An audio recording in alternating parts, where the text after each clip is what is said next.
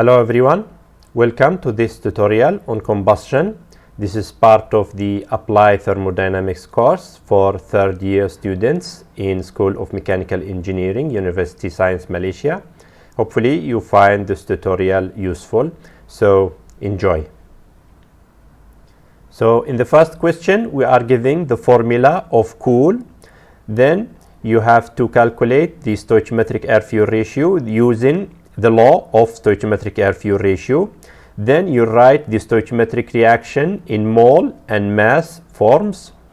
Then we'll calculate the greenhouse emission, which is here considered as CO2 emission per 1 kilogram of fuel. After that, you'll calculate similarly the water vapor mass per kilogram of fuel and the dew point of the water vapor. Lastly, you will write the full reaction considering 20% excess air.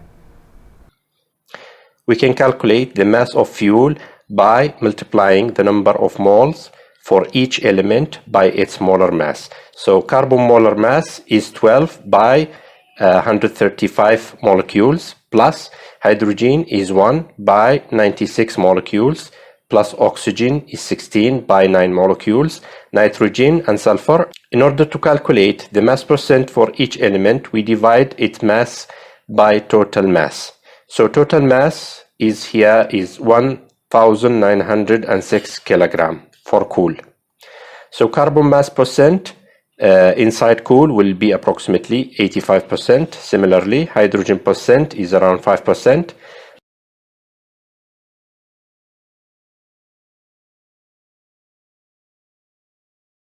Sulfur percent is about 1.7%.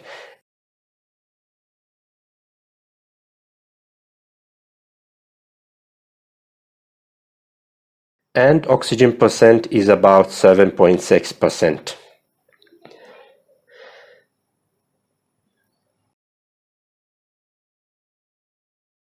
Now we use the air-fuel ratio equation. So stoichiometric air-fuel ratio will be 1 over 23% multiplied by 8 over 3 from carbon, which is 85%, plus 8 from hydrogen, which is 5%, plus sulfur, which is 1.7%, minus oxygen content. Here we put all percentages as decimal fraction values, which is annoying. Another way is to put everything as percentage values. So we divide by 23%, 0.3 instead of 0.233. And the rest will be percentage as well. So the stoichiometric air-fuel ratio is about 11.2 kilogram per 1 kilogram of fuel.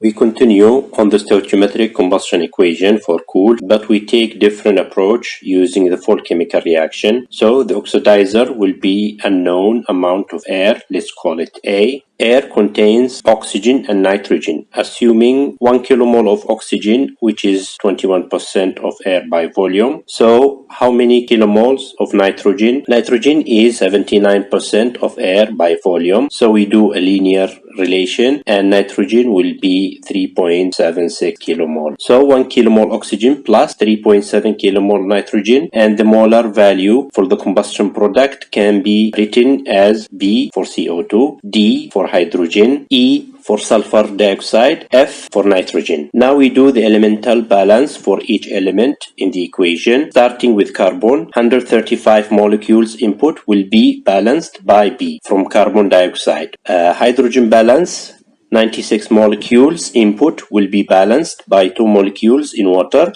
multiplied by the constant D. So D will be equal to 48. Next is sulfur. So 1 molecule input and 1 molecule output contained in the sulfur dioxide multiplied by the constant E. So E will be 1. Oxygen balance, we have 9 molecules in the fuel plus 2 molecules in the air multiplied by the constant A. So 9 plus 2A will be balanced by 2 molecules in CO2 multiplied by B, 1 molecule in water multiplied by D, 2 molecules in sulfur dioxide multiplied by E. So the constant A will be 155.5. Lastly, nitrogen balance, 2 molecules in air multiplied by 3.7 A plus 1 molecule in the fuel. And the output is 2 molecules in nitrogen gas multiplied by the constant F. So constant F will be 585. So we can now write the unknown constants in the general molar equation or reaction. As for the mass reaction, we convert the kilomole to kilogram by multiplying each component by its molar mass in kg per kilomole. So we calculated in the previous session the mass of this particular cool formula to be around 1906 kilogram. As for the oxidizer, we have two options. One is to use molar mass of air, which is around 29 kg per kilomole, multiplied by the constant A multiplied by 1 kilomole oxygen plus 3.7 kilomole nitrogen, which will give us 4.7 kilomoles. Or the other option, to split air into oxygen with molar mass of 32 and nitrogen with molar mass of 28, both multiplied by A and the number of moles of each one of them separately. So let's write the first option for air as the whole. Then for the combustion product, we multiply CO2 by 44, H2O by 18, SO2 by 64, and nitrogen by 28. And now we divide the whole equation by the mass of coal, which is 1906. So the whole reaction will be in kilogram per kilogram of fuel. In order to calculate air-fuel ratio, we can either use air as the oxidizer with molar mass of 29, or alternatively, we use oxygen with molar mass of 32, then divide by 23.3. Both methods give us air-fuel ratio of 11.2, which is the value we got in the previous session using the air-fuel equation that we derived. Additional benefits is to calculate the amount of gas emissions. So CO2 emissions will be the constant B by the molar mass of CO2, which is 44, divided by the mass of the fuel, which give us 3.1 kilogram CO2 for each kilogram of fuel. Similarly, the water product from the reaction will be less than half a kilogram per kilogram of fuel. Now for the calculation of the dew point, this is the molar equation.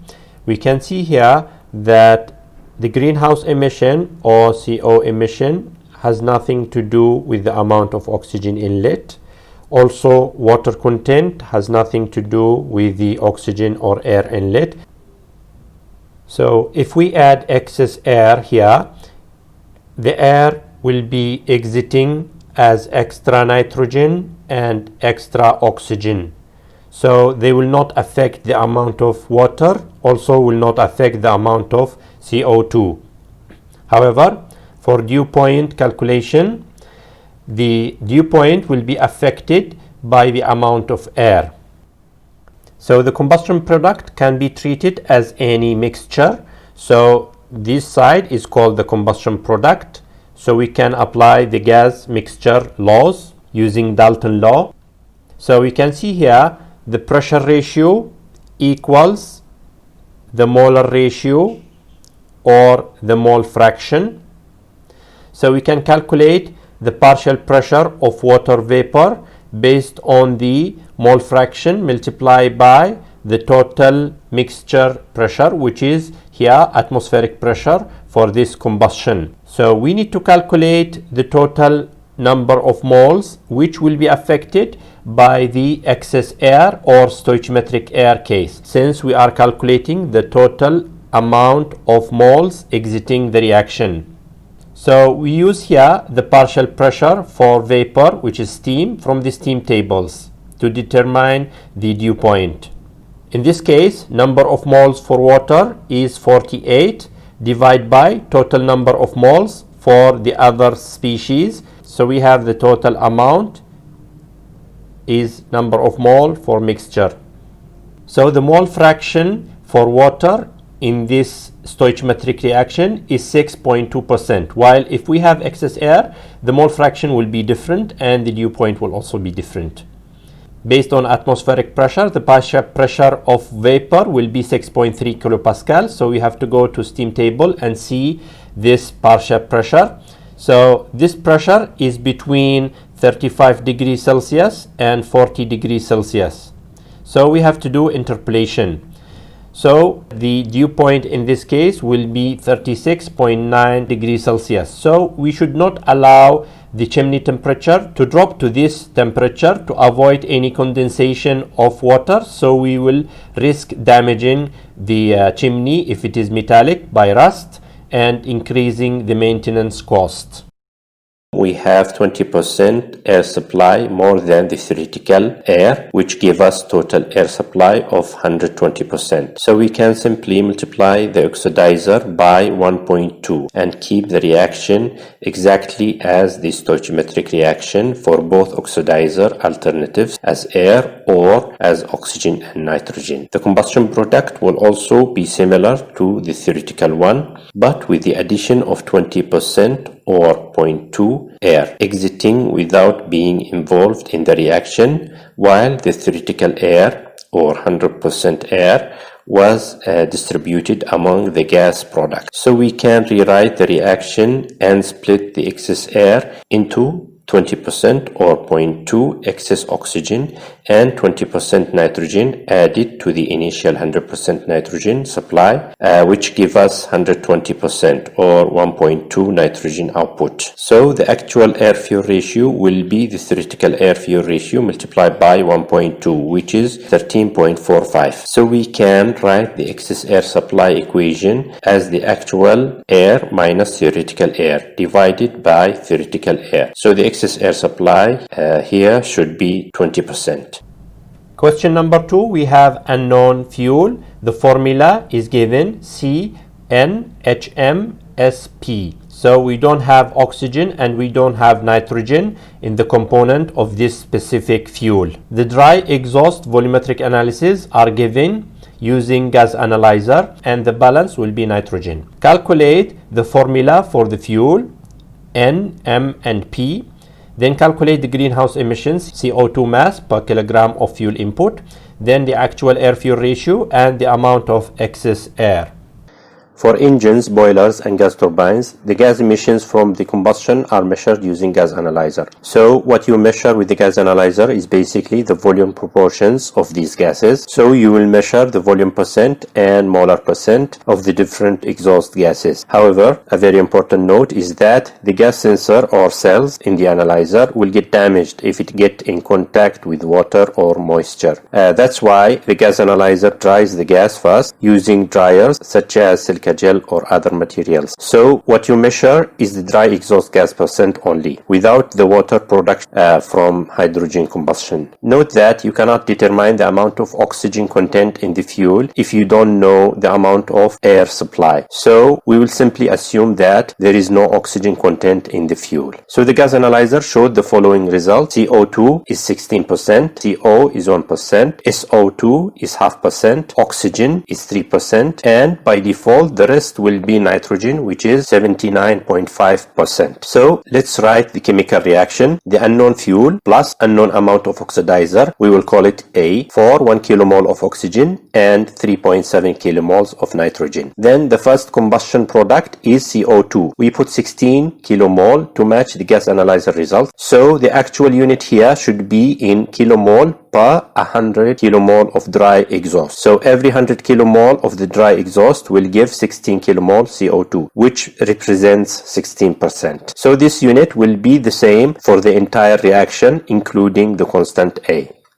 After that, we put all combustion product gases with their volume percent per 100 kilomole of exhaust. The exception is water, since we couldn't measure it with the gas analyzer, so we just put an unknown H constant here. Now this is the fuel chemical reaction, and we will do the elemental balance for each element as we did in the previous session. So the balance for carbon, number of molecules in the fuel is N, which is balanced by 1 molecule in CO2 multiplied by 16 plus 1 molecule in CO multiplied by 1. So N equals 16 plus 1 equals 17. Next is nitrogen balance. So 2 molecules multiplied by 3.7 A, and the product is 2 multiplied by 79.5. So we calculate A to be 21.14. So for oxygen balance, we have 2 molecules in the air supply multiplied by A, while the product is 2 molecules in CO2 multiplied by 16 plus 1 molecule in CO and 2 in SO2 multiplied by 0.5 plus 2 free oxygen molecules multiplied by 3, and lastly 1 molecule in water multiplied by the constant H. So we calculate the constant H to be 2.28. Next is the hydrogen balance. M molecules in the fuel is balanced by 2 molecules in water multiplied by H, which we just calculated. So M will equal 4.56. So we submit all the values in the reaction. Here is the full molar reaction. So the actual air-fuel ratio is a constant A multiplied by 4.7 kilomole of air multiplied by the molar mass of air, which is about 29, and divided by the mass of fuel. Now we can calculate the mass of the fuel by multiplying the number of molecules by the molar mass for each element. So 17 molecules of carbon by the molar mass of 12 plus 4.56 molecules of hydrogen multiplied by 1 plus half molecule of sulfur multiplied by 32. So the total mass of the fuel will be 224.5 kilograms. So the actual air-fuel ratio is nearly 13. Additional information that we can calculate is the emission mass of CO2. We multiply number of moles by the molar mass and divide by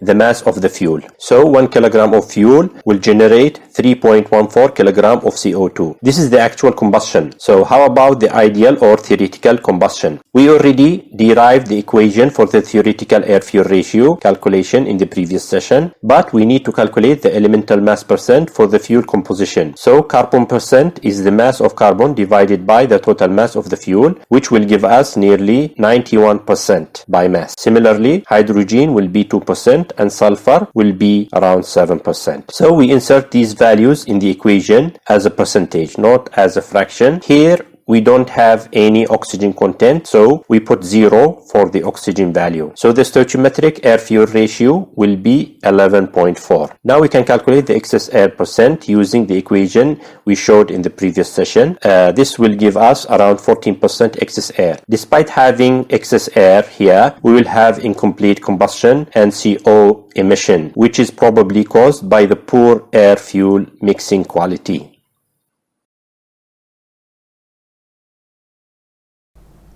So question number 3, we have liquid octane is completely combusted with 300% excess air. So we need to calculate the adiabatic temperature. The chamber is insulated, so Q out or Q losses equals 0. So it is adiabatic combustion. The fuel inlet is at standard condition 25 degrees Celsius and 1 atmosphere. Similarly, air also is at standard condition. The exit of the combustion is at 1 atmosphere but at the adiabatic flame temperature that we need to determine.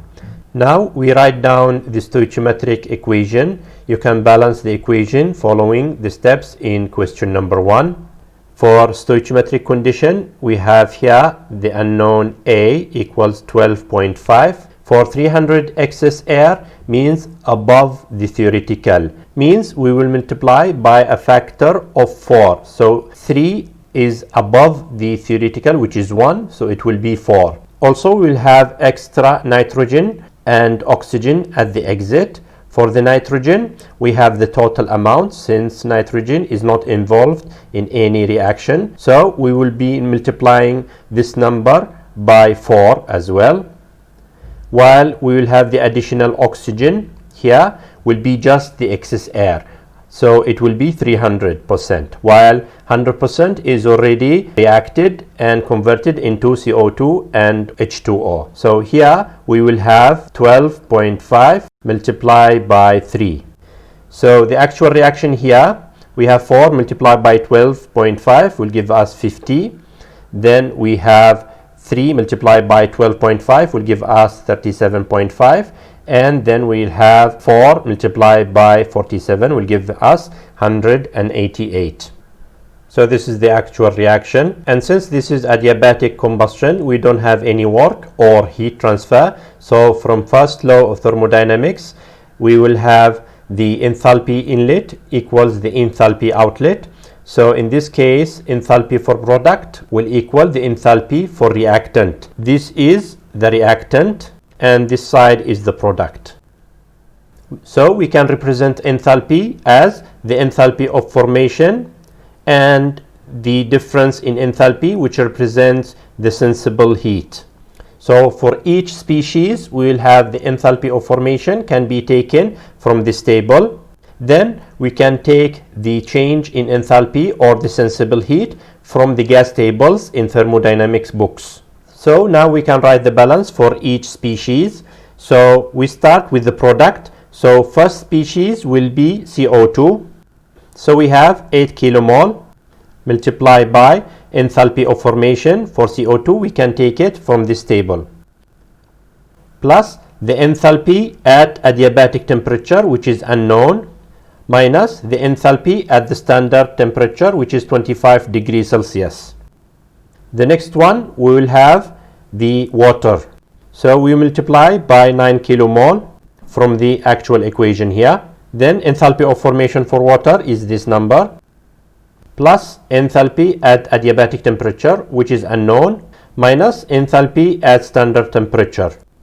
Then we have nitrogen, 188 kilomole. Enthalpy of formation for nitrogen is 0 since it is stable gas at ambient temperature, plus the enthalpy at adiabatic temperature minus the enthalpy at standard temperature. Lastly, we have oxygen. We have 37.5 kilomole. Enthalpy information is 0. Then the enthalpy at adiabatic temperature minus the enthalpy at standard temperature. Now we write the reactant, which is the fuel multiplied by the air. However, since the air is entering at ambient temperature, so Q sensible will be 0. Also, the enthalpy of formation for air is 0. So the total enthalpy for air in this case will be 0. So we only have the enthalpy for the fuel. So enthalpy for the fuel, we have 1 kilomole multiplied by the enthalpy of formation plus the sensible heat, which is 0 since the fuel is introduced at the standard temperature. So we can see here we have only 4 unknowns in this equation. So we will be multiplying number of kilomoles by the unknown. Then we take all the knowns into one side while keep the unknowns into the other side. We end up with the following equation. So in this equation we have 4 unknowns. The common factor between these unknowns is that they are the values for the same adiabatic temperature. So we have to do trial and error. So we can pick arbitrary one temperature and go to the gas tables and pick each values at this temperature, then submit to this equation and find out the answer and compare it with this answer in this equation. So first, let's take arbitrary temperature equals 790 Kelvin and we go to the property table of the gases. So this is the gas property table. So we can see here at 790 Kelvin, we can pick the enthalpy for nitrogen, for oxygen, for CO2 and for water. Then submit the value into the equation. When solving the equation, we'll find the number will be 4,923,000. So this number, as we can see, is significantly smaller than the actual number. So we still have to pick higher number for the temperature. The closest number that we can find is around 960 Kelvin.